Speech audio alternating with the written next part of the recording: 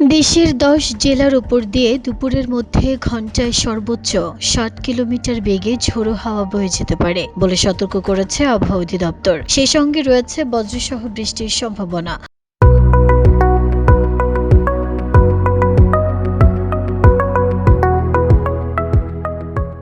ঝোড়ো আবহাওয়ার কারণে সংশ্লিষ্ট এলাকার নদীবন্দরগুলোকে ১ নম্বর সতর্ক সংকেত দেখাতে বলা হয়েছে।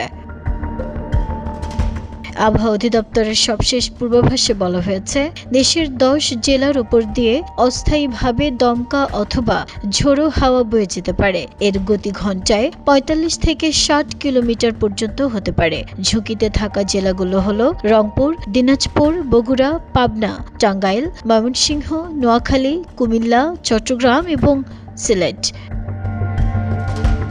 আবহাওয়া অফিস জানিয়েছে, পশ্চিম অথবা উত্তর পশ্চিম দিক থেকে এই ঝোড়ো হাওয়া আসতে পারে। এর সঙ্গে থাকতে পারে বজ্রসহ বৃষ্টি। কোথাও কোথাও মাঝারি ধরনের বৃষ্টিপাতও হতে পারে। এমন পরিস্থিতিতে দেশের অভ্যন্তরীণ নদীবন্দরগুলোর জন্য বিশেষ সতর্কবার্তা জারি করা হয়েছে। সংশ্লিষ্ট ১০ জেলার নদীবন্দরগুলোকে ১ নম্বর সতর্ক সংকেত দেখাতে বলা হয়েছে।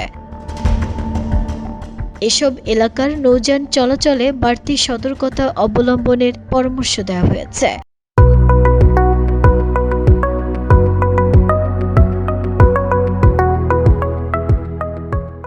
মাঝি ও নৌযান সংশ্লিষ্টদের আবহাওয়ার পরিস্থিতির দিকে নজর রাখতে বলা হয়েছে। সেই সঙ্গে ঝড় শুরু হলে নিরাপদ আশ্রয়ে যাওয়ারও পরামর্শ দিয়েছেন বিশেষজ্ঞরা। নাহিদা স্মৃতি, দেশ রূপান্তর।